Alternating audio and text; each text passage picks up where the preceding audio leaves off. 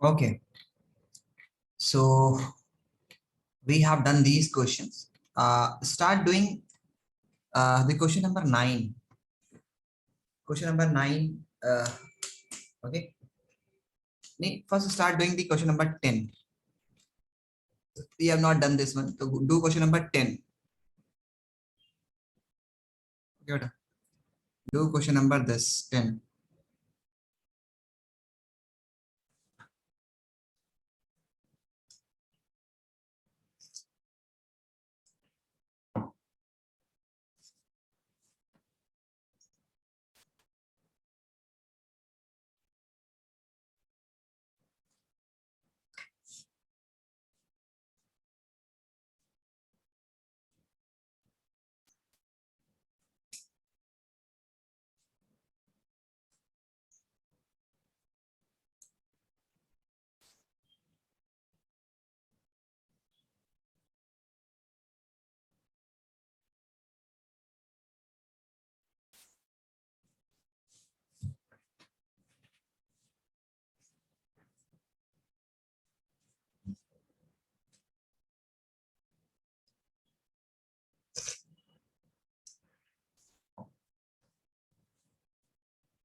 Done? Are you doing? Here the two poles of equal height are standing on the opposite side of a road. The opposite side of a road, the two poles are being there, is there. Okay. Okay. And the road is 80-meter wide. The road is actually 80-meter wide. And from a point in between these two roads, this is the point from in between these roads. Okay. The angle of elevation on the top of a pole is 60, and respectively the another one is 30. So that this is 60, and this one is 60, and this one is 30. This one is 60. Let's consider this one is 30. Consider this one. Okay. And then find the height of the poles and the distance between these two. You need to find out the height of the pole because both poles are equal, and you need to find out the distance. What is the distance? If this is, let's consider this one is x, and then this will be 80 minus x. 80 minus x. Then hello Tanishka, how are you? Good evening, sir. I'm good.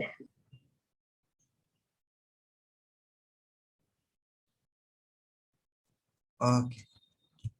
So do this one.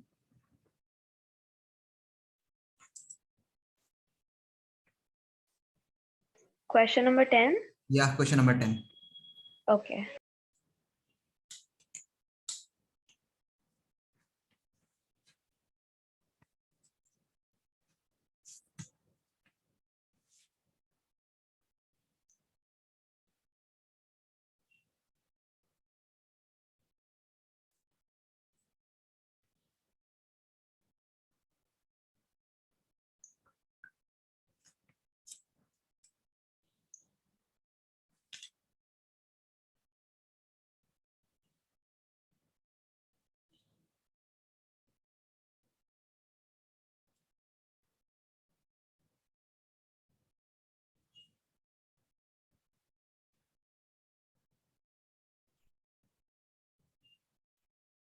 Tanishka, you live in Dalina?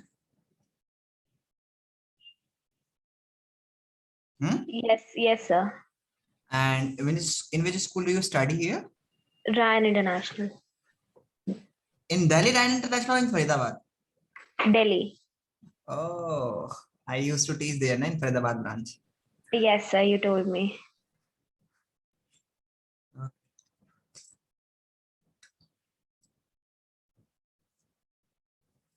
Do this one better.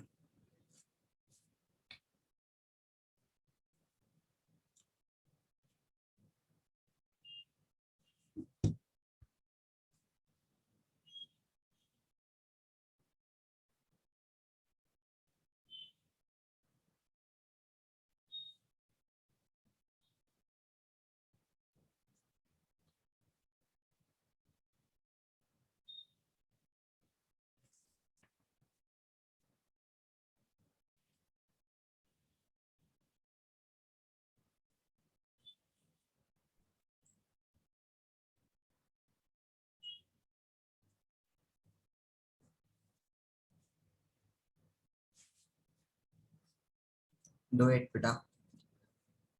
Sayed, are you doing? Are you Yes, sir. calculating? Okay, beta. When you're done, please let me know. And if you need the explanation, then let me know. Okay. Okay.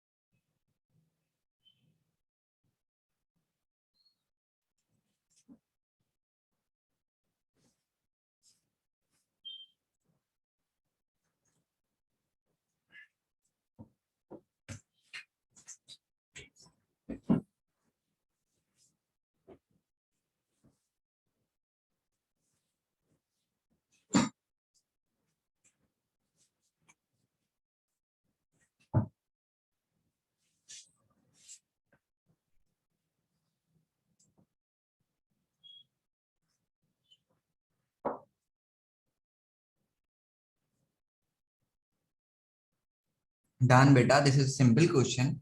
It is not so much time taking. Should I explain you? Hmm? Should I explain you this one? बोलिए. Sir, length of the first pole. First and The second second, पोल. हाँ, दोनों yes. पोल का same ही होगा. Same height के है ना दोनों. Sir, I didn't get the same height, sir. You didn't get the same height. Yes, sir. Why you didn't get the same height? Let me check. Let me check, beta. Okay, let me help you.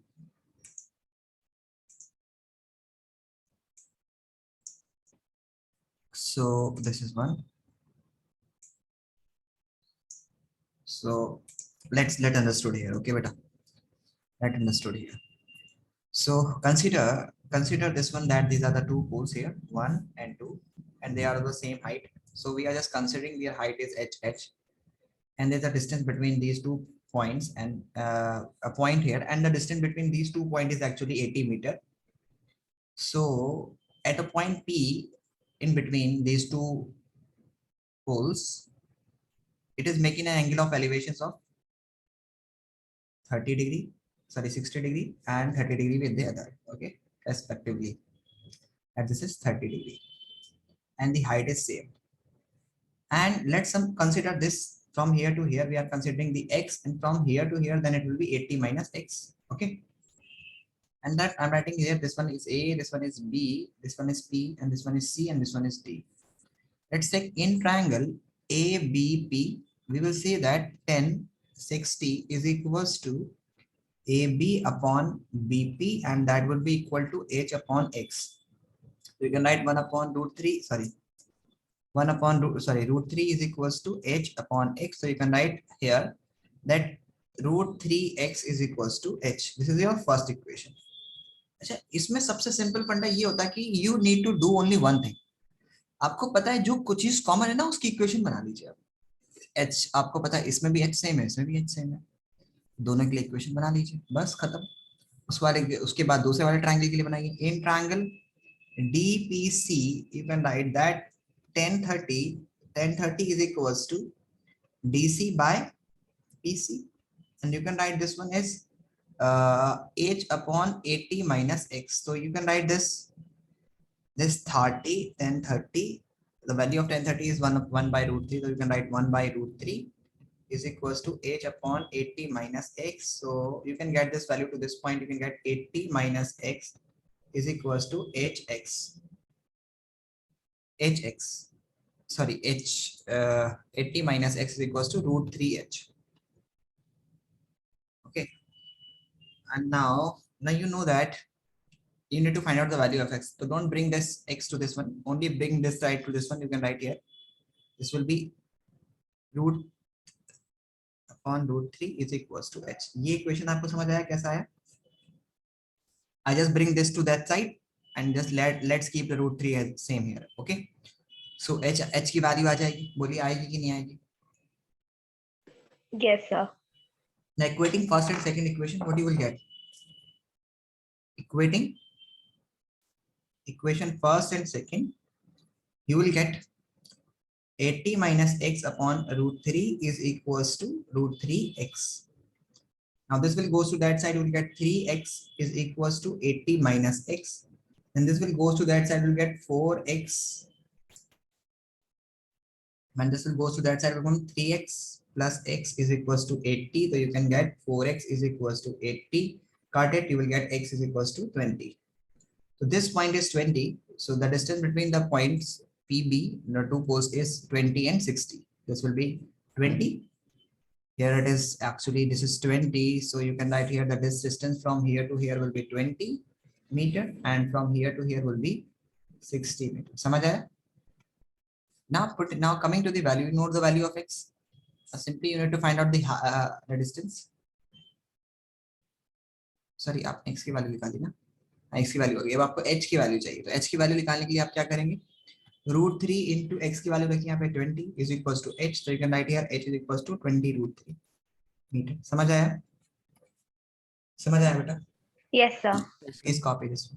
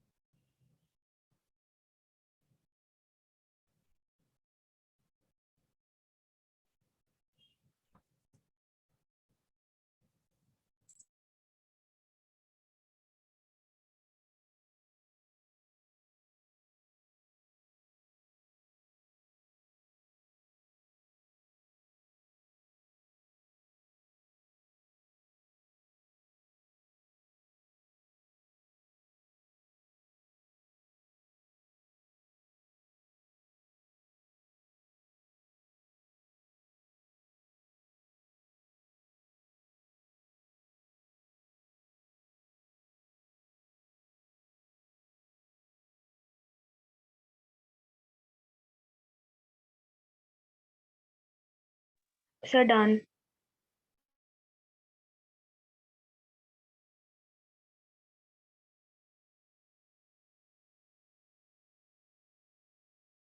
Okay, so let's move further.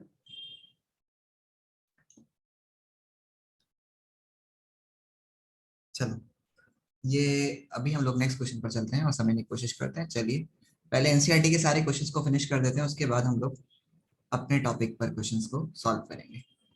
सो हम लोगों ने almost सारे अच्छे questions practice कर लिए हैं इससे। अब आप मुझे मुझे ये क्वेश्चंस करके बताइए। Let do this question. आप मैंने आपको एग्जांपल्स के क्वेश्चंस कराए थे क्या? हाँ कराए थे, ये वाले क्वेश्चंस मैंने आपको करा चुका हूँ कल। Yes, we have done the examples questions also. So let's do this question. बेटा ये वाले क्वेश्चंस करने, काइट काइट वाला क्वेश्चंस प्रैक्टिस कीजिए। काइट वाला कर चुके हैं कल। ये वाला क्वेश्चन कीजिए, क्वेश्चन नंबर 8। मैं इतने अच्छे से क्वेश्चंस निकालता हूँ फिर इसके लिए।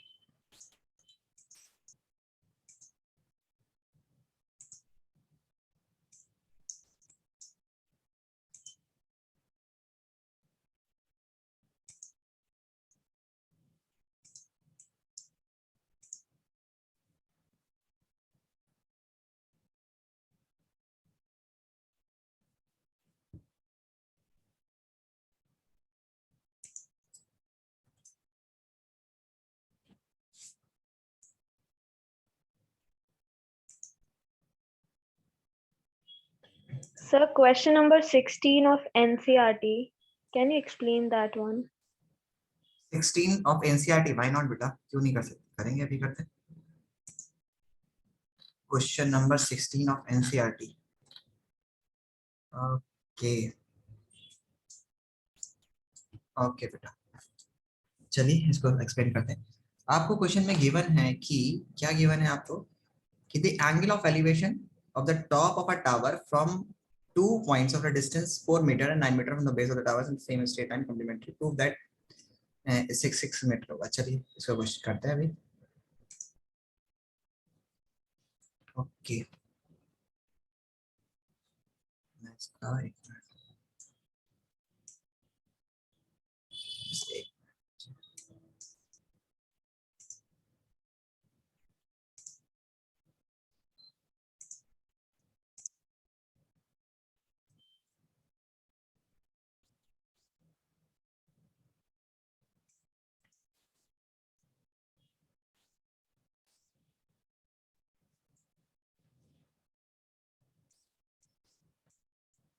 ओके बेटा, चलिए ये आ गया है आपकी स्क्रीन पर क्वेश्चन है।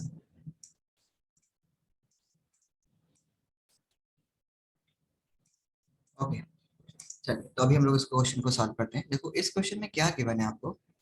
आपको गिवन है कि the angle of elevation on the top of a tower from 2 points at a distance 4 metre. मान लेते हैं हम लोग 2 points, the angle of elevation of a top of a tower from 2 points। मान लेते हैं कि एक हमारे पास ये टावर है, ठीक है, और 2 डिफरेंट पॉइंट्स हमारे पास from 2 points at a distance of 4 metre and 9 metre from the base of the tower. यानी कि 4 मीटर मान लेते हैं ये, और 9 मीटर मान लेते हैं यहाँ से, दोनों बेस से ही है, ठीक है। तो ये 9 मीटर है और ये हमारे पास 4 मीटर है। तो जाहिर सी बात है यहाँ से लेके यहाँ तक कितना होगा, 5 मीटर होगा, है ना। और ये कितना है, अगर ये मान लेते हैं हम लोग थीटा है, तो ये कितना होगा, दे आर कॉम्प्लीमेंट्री। कॉम्प्लीमेंट्री का मतलब क्या होता है, sum of these two angle is 90 degree. आपको ये प्रूफ करना है, यानी कि आपको प्रूफ करना है if this is theta then this will be 90 minus theta. Okay, got it Tanishka? Sir, please repeat. इसमें क्वेश्चन में आपको गिवन है कि हमारे पास कोई एक टावर है जिसकी हाइट h मान लेते हैं हम लोग, और एक 4 मीटर डिस्टेंस पर एंगल थीटा मान लेते हैं उसको, कि वो एंगल, और दूसरा एंगल मान लेते हैं कि हमारे पास थीटा 2 है। ये मान लेते हैं ये हमारे पास थीटा 2 है। ओके, ये दो एंगल्स बना रहे हैं रेस्पेक्टिवली। कहां से, बेस से। बेस मान लेते हैं ये ए है, ये बी है, ये सी है पॉइंट, और ये डी पॉइंट है। एक 4 मीटर अपार्ट है। 4 मीटर अपार्ट का मतलब हुआ कि यहां से यहां तक का डिस्टेंस यहाँ से यहाँ तक का डिस्टेंस 4 मीटर गिवन है आपको, दिस इज 4 मीटर। ओके, तो पहला पॉइंट बेस से 4 मीटर दूर है सी, और दूसरा पॉइंट बेस से 9 मीटर दूर है, और वहां से हम लोग एंगल ऑफ एलिवेशन को देखते हैं तो उनका मतलब वो होने चाहिए complementary. Complementary angles are those angle जिसमें θ1 प्लस θ2 की वैल्यू 90 डिग्री होनी चाहिए।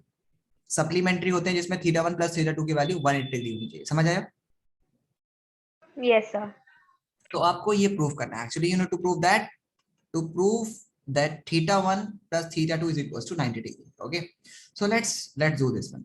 फिर से कोई इस क्वेश्चन में कुछ भी नहीं होगा, अगर मतलब बिल्कुल सिंपल है। कैसे करना है, अगर आपको नहीं भी पता कि कोई क्वेश्चन को हम लोग कैसे प्रोसीड करेंगे, कैसे जाएंगे, तो आपको मैंने सिंपल एक ट्रिक बताई है कि आप उस क्वेश्चन में सिर्फ एक काम कीजिए।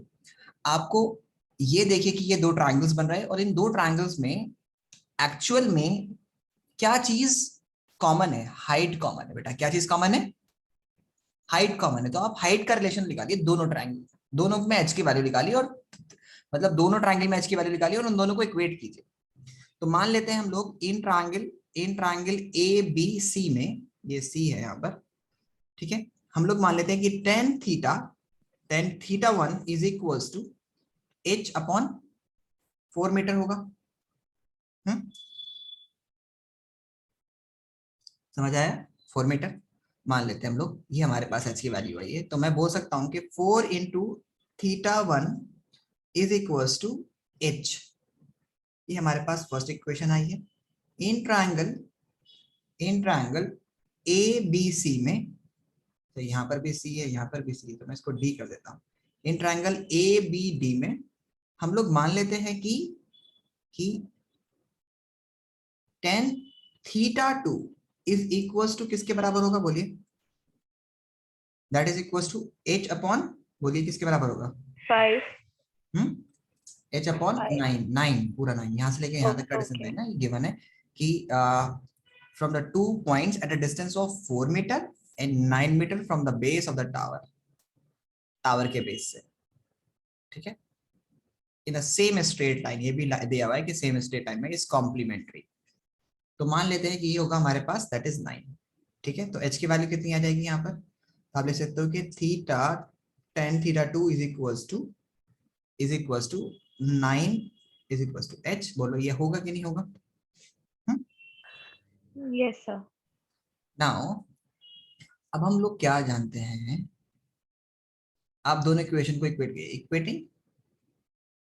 इक्वेशन फर्स्ट एंड सेकंड दोनों को आप इक्वेट कीजिए। तो दोनों को आप इक्वेट करेंगे तो आपको क्या आएगा? 9 tan θ2 is equals to 4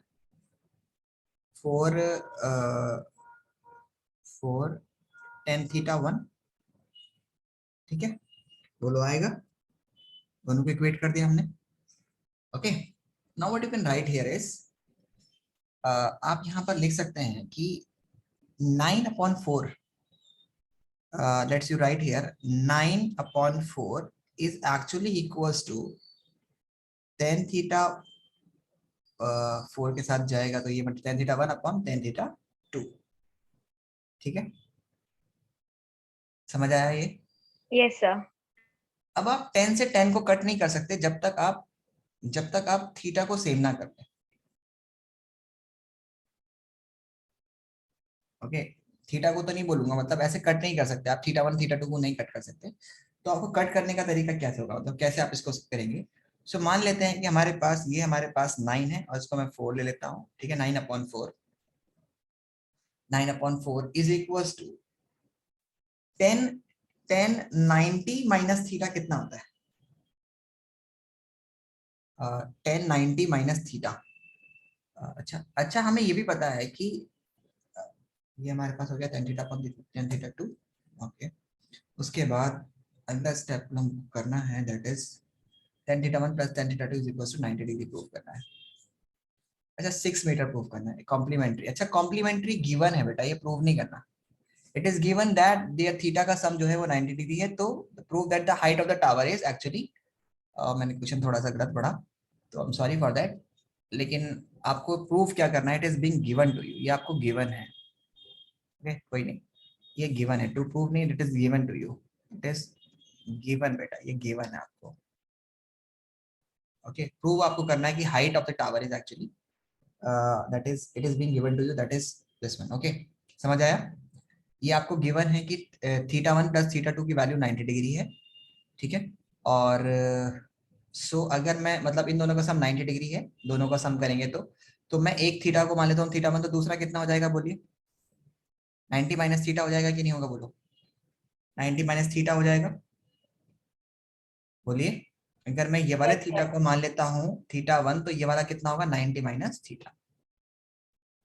okay, सो मैं यहाँ पर लिख देता हूं कि अगर मेरे पास θ2 ये है, तो मैं इसको लिख सकता हूं कि θ2 is actually equal to 10 90 minus θ1, क्योंकि θ2 की वैल्यू 90 माइनस θ1 है। ओके, और यहाँ पर मेरे पास आ जाएगा h/9, समझ आया? और 10 90 माइनस θ1 की वैल्यू क्या होती है? दैट इज कॉट थीटा, समझ आया? Sir, please repeat the last part. ये वाला पार्ट। Yes, sir. ओके, ये आपको पता है कि 10 इक्वेशन में हम लोगों ने पहला, ये हम लोग को गिवन है, हम लोग ने पहले लिखा कि इन ट्रायंगल ABC, लो मैं पूरा ही समझा देता हूँ शुरू से। इन ट्रायंगल ABC लेते हैं हम लोग, इन ट्रायंगल ABC में θ1 इज इक्वल टू h/4 होगा, दिस अपॉन दिस। होगा Tanishka, this upon this. Yes, sir. Okay, और इन ट्रायंगल ABD में मान लेते हैं, तो मतलब ये हम लोग 4 इधर ले जाएंगे तो h की वैल्यू हमारे पास ये आ गई है। ये θ1 जो है हम लोग यहाँ पर θ2 की वैल्यू रख रहे हैं, यानी ये वाला जो एंगल है एक्चुअली θ2 मान लेते हैं, और इसकी वैल्यू जो होगी वो 90 माइनस θ1 होगी। ओके, सो हम दूसरे ट्रायंगल को लेकर के, यानी अगर हम लोग ADB ट्रायंगल को कंसीडर करते हैं और लिखते हैं tan θ2 is equal to h/9 होगा, h अपॉन पूरा 9, यहाँ से लेके यहाँ तक का डिस्टेंस होगा ये वाला। Yes, sir. अब θ2 की वैल्यू क्या है? 90 माइनस थीटा, क्योंकि कॉम्प्लीमेंट्री बोला है ना उसने। Okay, Yes, sir. सो अब आपको एक रूल आइडेंटिटी होती है कि tan 90 minus theta is equal to cot theta होता है। tan 90 minus theta is equal to cot theta, समझ आया? Yes, sir. तो tan 90 minus θ1 is equal to cot theta. Okay, ये इसकी वैल्यू आ गई। ओके, अब आपको क्या करना है? सिंपल, ये आपके पास तो ये दोनों इक्वेशन को आप इक्वेट कर देंगे। ये इसकी जरूरत नहीं है अब इतना कुछ करने की, इक्वेटिंग तो करना ही हम लोग को। यहाँ पे हम लोग फर्स्ट और सेकंड इक्वेशन में हमारे पास जो h की वैल्यू आएगी वो एक्चुअली में इस वाली इक्वेशन के अकॉर्डिंग हमारे पास h की वैल्यू जो आएगी वो क्या आएगी बेटा? That is equals to 9 cot θ1 is equals to h, समझ आया? इधर चला जाएगा मल्टीप्लाई करने। सो जब आप, ये हमारे पास सेकंड इक्वेशन है, जब आप दोनों इक्वेशन को इक्वेट करेंगे तो you will get 4 tan θ1 is equals to 9 cot θ2, समझ आया? सॉरी, 9 cot θ1 की वैल्यू के बराबर होगा। Okay, so now you can right this one कि अब आप क्या करेंगे? इसको एक दूसरे के नीचे लेके आ जाइए। जब आप दोनों के नीचे लेके आ जाएंगे, अभी यहाँ पर एक्चुअली में tan थीटा की वैल्यू हम लोग को निकालनी है। Okay, so you can write 4/9 is equals to, ये हमारे पास आ जाएगा, ये नीचे जाएगा, मतलब 4 यहाँ पर आएगा, क्योंकि वापस से मल्टीप्लाई करेगा तो ये इधर चला जाएगा, और ये वापस से मल्टीप्लाई करेगा तो cot थीटा बना देगा। समझ आया? समझ आया ये स्टेप? Yes, sir. अब आपको पता है कि इसको आप रेसिप्रोकल कर लीजिए। एक मिनट, आप इसको लिख लीजिए, 9/4 is equal to tan theta upon cot theta बराबर होगा।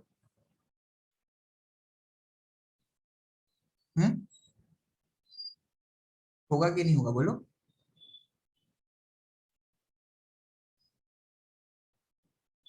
बोलिए। Sir, please repeat. मेरे को आपकी आवाज नहीं आई बीच में. ओके, आवाज नहीं आ रही है आपको? सो मैंने इसको रेसिप्रोकल कर दिया, ये वाले पोर्शन को ऐसे और इस वाले पोर्शन को मतलब रेसिप्रोकल कर दिया। Okay, when you reciprocal this one, ये ऊपर जाएगा और ये नीचे जाएगा, तो you will get what value? आपको क्या वैल्यू आएगी? सो यू विल गेट, यहाँ पर आप इसको लिख सकते हैं कि 9/4 is equal to tan theta तो पहले से ही है, into 1/cot theta. 1/cot theta की वैल्यू भी tan थीटा ही होती है, तो you can write it 10 10 theta into 1 upon cot theta is also 10 theta, so you can write this one. This will become 9 upon 4. Okay, so then you will get this value. आपको ये value आएगी. अरे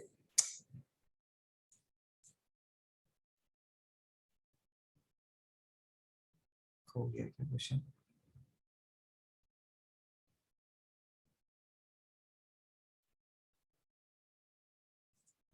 आपको ये value आ जाएगी और उसके बाद यू विल फाइंड दैट कि 10 square theta is equal to 9 upon 4, तो you can write 3 upon 2. 3 upon 2, तो 10 थीटा की वैल्यू आपके पास 3 अपॉन 2 है. सो यहाँ पर आपके पास 10 थीटा की वैल्यू कितनी आ जाएगी? 3 अपॉन 2, यानी कि 10 स्क्वायर ये आपके पास आ गई वैल्यू. तो यू कैन राइट हियर कि 10 square theta is equal to 3 upon 2 का स्क्वायर. कट करेंगे इसको तो you will get 10 theta is equal to 3 upon 2. अब आपके पास 10 थीटा की वैल्यू जो है, थीटा आपने इसको माना हुआ है, थीटा आपने इसको माना हुआ है, 10 थीटा की वैल्यू आपके पास 3 अपॉन 2 है. तो इसका मतलब यहाँ पर h है और ये आपके पास कितना था? 4.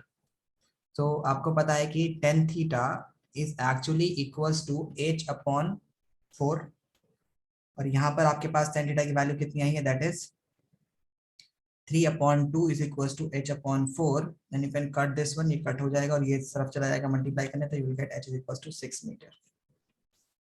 मैं फिर से समझाता हूँ कनिष्का आपको, या समझ आया आपको? सर समझ में आया. पक्का? Yes sir. देखो बेटा, मुझे मतलब थोड़ा सा कंफ्यूजन ये हो गया था कि कॉम्प्लीमेंट्री एंगल्स प्रूव करना है. मैंने ये देखा ही नहीं कि prove that the height of the tower is this one, और तुम लोगों ने भी नहीं बोला. ठीक है, तो अभी यहाँ पर समझना ये है कि आपको गिवन था कि थीटा 1 और थीटा 2 आर द एंगल्स. दो एंगल्स गिवन है. ठीक है, मान लेते हैं कि ये एंगल थीटा 2 है, जिसकी वैल्यू जो होगी वो कितनी होगी? 90 minus theta. It is being given to in the equation कि इन दोनों का सम 90 है, कॉम्प्लीमेंट्री गिवन है. सो थीटा 1 प्लस थीटा 2 की वैल्यू 90 डिग्री है. तो अगर मैंने एक एंगल को थीटा 1 माना है तो थीटा 2 की वैल्यू कितनी होगी? That will be 90 minus theta 1. अब मैं ट्रायंगल पहले वाला कंसीडर करके बोलता हूँ कि theta 1 is equal to h upon 4 हमारे पास होगा.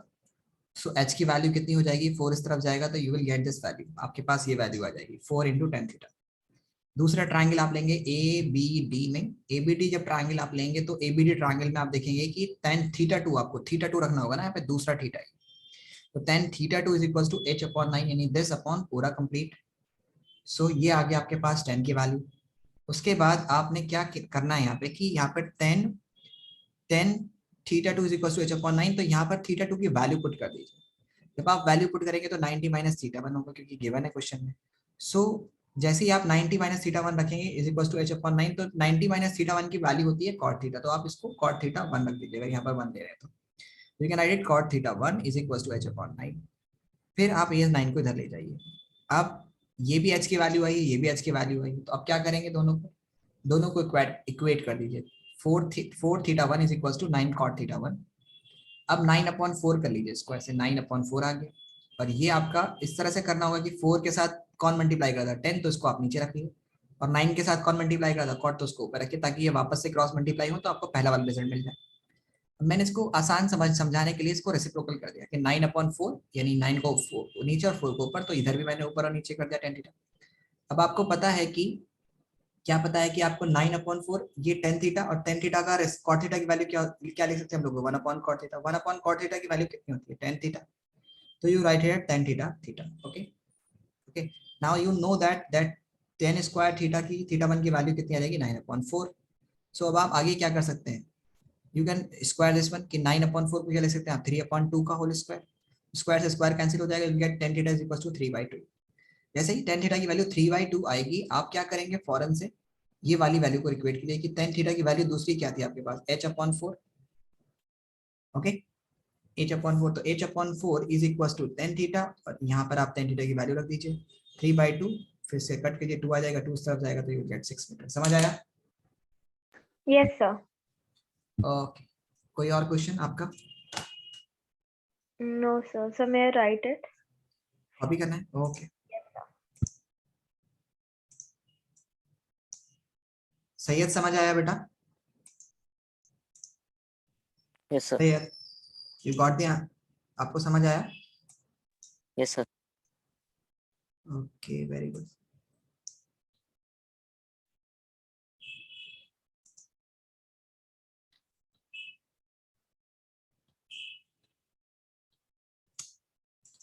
एक मिनट बेटा।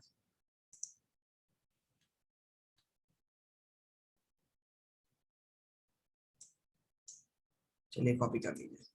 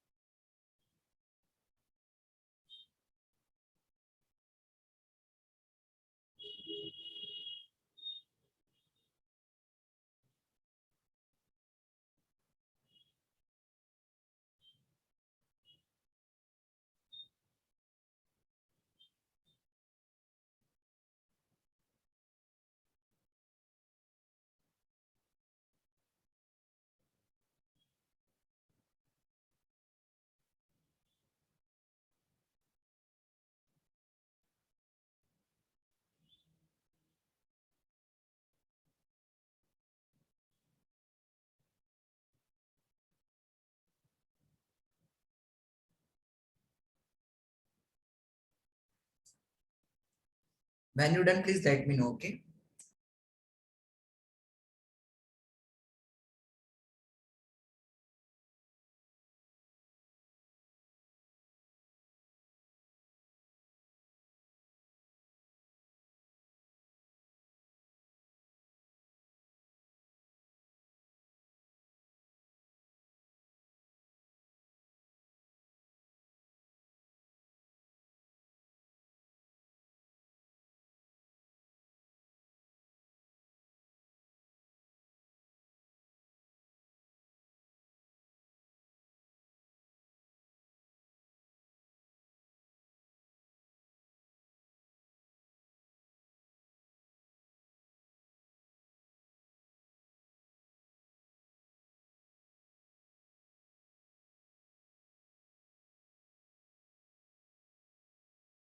So next slide, please.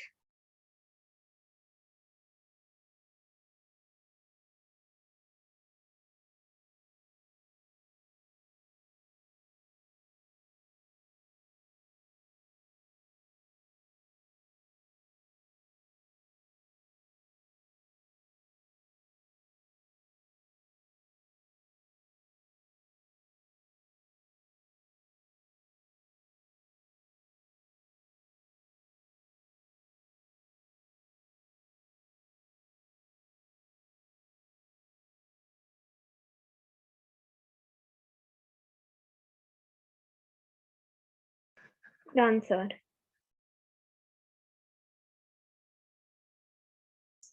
Okay, beta. So let's do the next question similar to this one.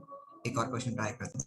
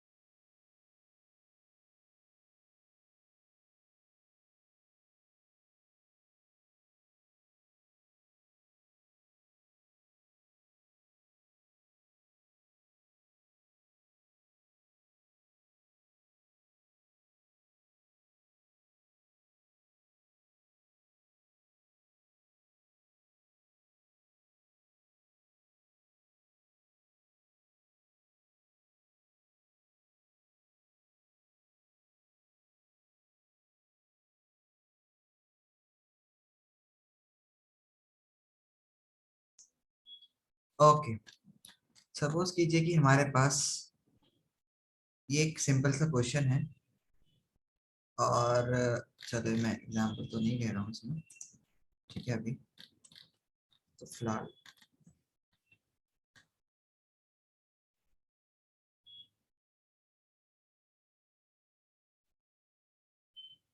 Question number 8 try करना. Do question number 8 and then to 11 and 12. 8, 11 and 12.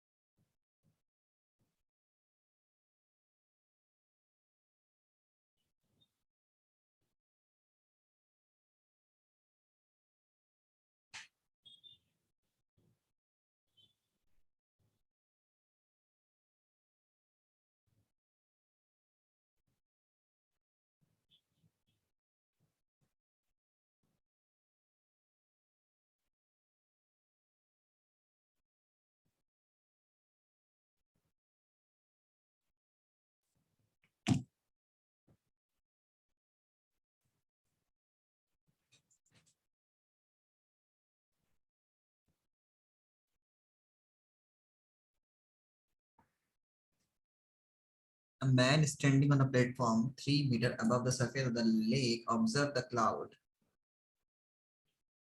and its reflection in the lake. Then the angle of elevation of the cloud is equal to the angle of its reflection. Are you trying? So I didn't understood the question. And you are not asking that what is being asked in the question. I was trying to understand it and You have to tell whether it is true or false. okay.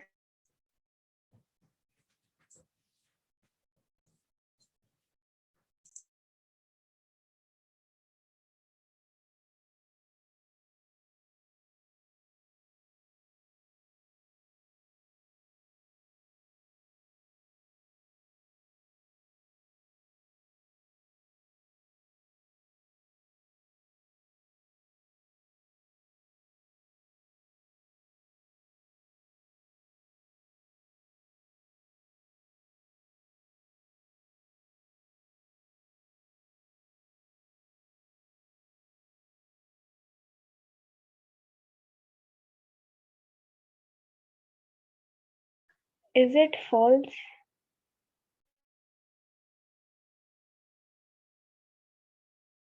Is it false? So how can you say? Reason बताइए.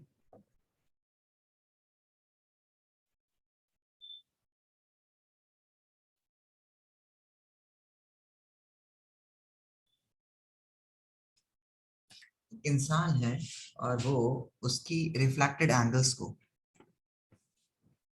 3 metre above से देख रहा है, मतलब 3 metre above दी height. चलो मान लेते हैं, हम लोग इसको कंसीडर करते हैं और फिर समझने की कोशिश करते हैं कि क्वेश्चन में क्या गिवन है. ओके, चलिए यहीं पर हम लोग समझने की कोशिश करते हैं.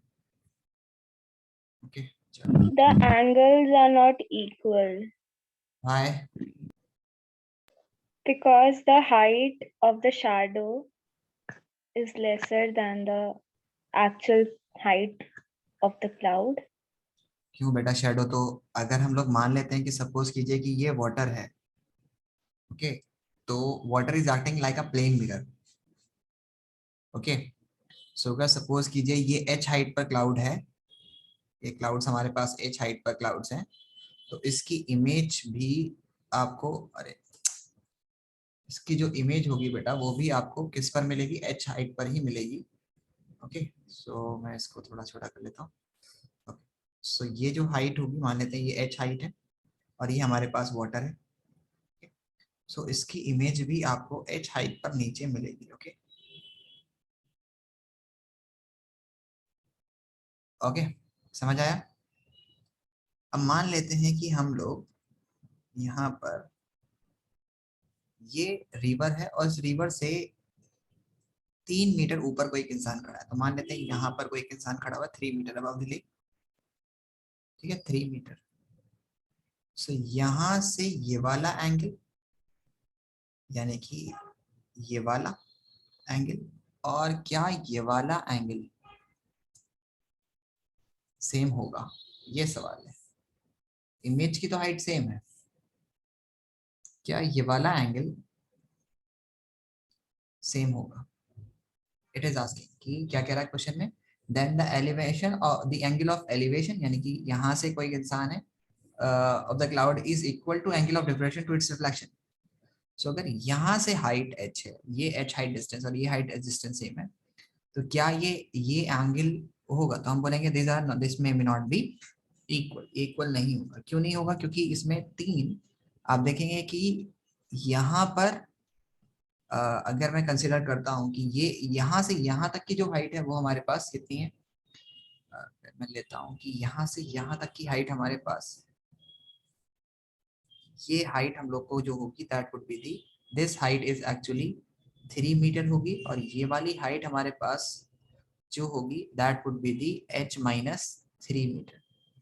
ओके, सो बेस सेम है, बेस सेम है दोनों का, यानी ये डिस्टेंस इसके लिए भी सेम है और इसके लिए भी सेम है.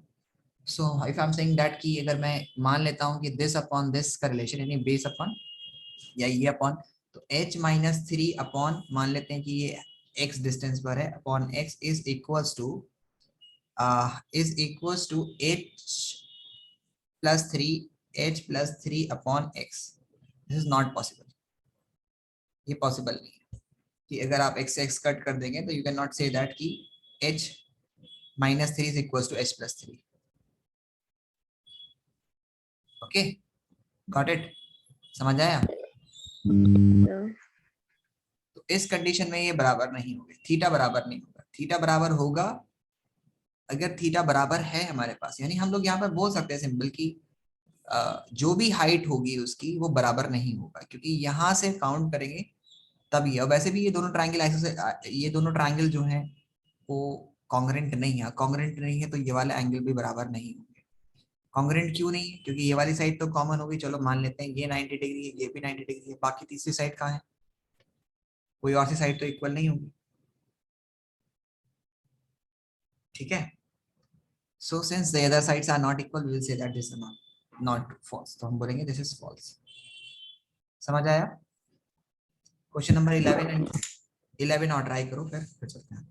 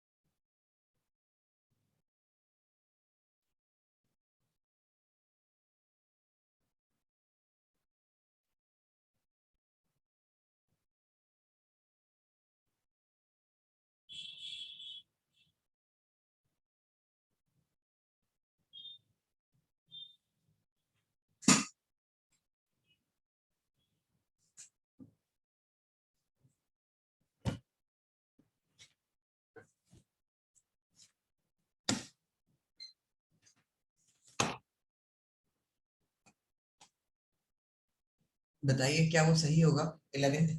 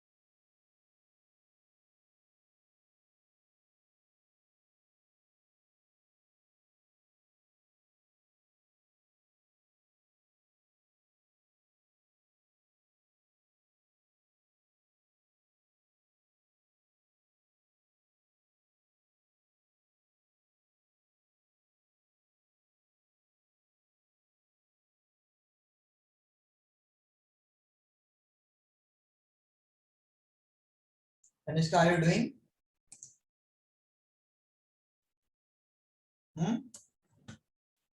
Are you doing, beta?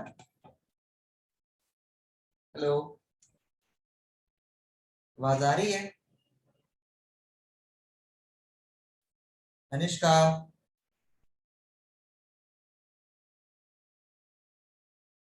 is I'm audible?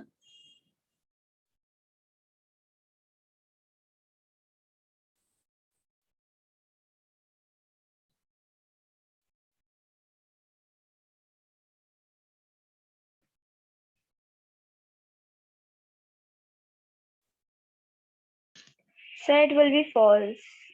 The angle of elevation to the top of a tower is 30. And if the height of the tower is double the angle of elevation, if the height, मान लेते हैं कि if the height of a tower, suppose कीजिए कि हमारे पास ये कोई एक टावर मान लेते हैं, ओके, चलो इसको भी करते हैं अभी, ओके,